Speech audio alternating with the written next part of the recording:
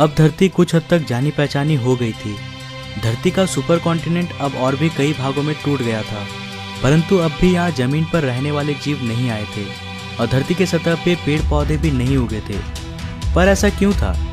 दरअसल ऐसा सूरज से आने वाले हानिकारक अल्ट्रावायलेट किरणों की वजह से हो रहा था। पर अब धरती के वायुमंडल में एक नए परत का निर्माण हो रहा था, जिसे आज हम कहते हैं ओजोन लेयर। वायुमंडल के ऑक्सीजन सूरज की अल्ट्रावायलेट किरणों को सोखकर ओजोन गैस में बदलने लगे थे। इसने धरती के चारों ओर एक चादर का निर्माण किया, जो हमें सूरज की अल्ट्रावायलेट रेडिएशन से आज भी बचाता है। इसके कारण अब धरती की सतह पर नन्हे शैवाल फल फूल सके और ये ही धरती के पहले लैंड्स बने। समुद्र में रहने वाली ये मछली टिकटैलिक, जिसने पहली बार समुद्र से बाहर आने का निर्णय लिया, इसने अपने फिन्स का इस्तेमाल पैरों के रूप में किया और समय के साथ ये जमीन पर ज़्यादा देर तक रहने लगा, जिससे इसके अंग काफ़ी विकसित हो गए। करीब 1.5 करोड़ साल के विकास क्रम के बाद ये जानवर अब पूरी तरह से जमीन में रहने लायक बन चुके थे और इन्हें कहा जाता था टेट्रापोड्स। आज से करीब 36 करोड़ साल पहले ये टेट्रापोड्स पूरी तरह से विकसित हो गए थे और अब ये पूरी तरह जमीन पर रहने वाले जीव बन गए। ये ही वो जीव थे जो आगे चलकर डायनासोर्स, बर्ड्स, मैमल्स और अंत में इंसानों में विकसित होने वाले थे।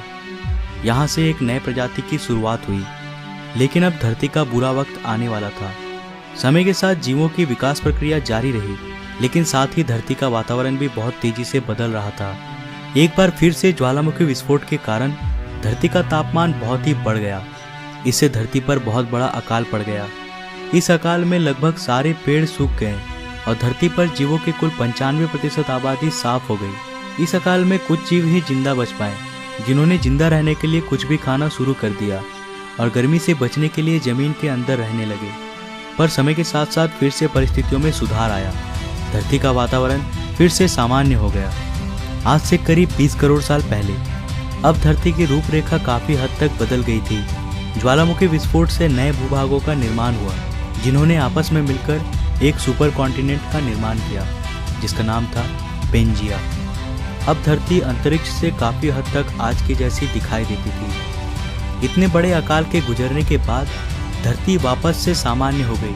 सतह पर फिर से नए पेड़ पौधे उगने लगे और धरती पर जो 5% जीव बच पाए थे, वे अब विकसित हो चुके थे और एक बिल्कुल नए प्रजाति का जन्म हुआ था, जो आने वाले समय में धरती पर अपना शासन चलाने वाला था। वे थे डायनासोर्स। डायनासोर्स असल में उन्हीं 5% रेंगने वाले जीवों से विकसित हुए थे, जो उस अकाल में खुद को किसी प्रकार से बचा पाए थे। डायनासोर्स के भी कई प्रजातियां थी। कुछ शाकाहारी थे तो कुछ मांसाहारी। कुछ डायनासोर्स बहुत ही शांत स्वभाव के थे तो कुछ बहुत ही हिंसक।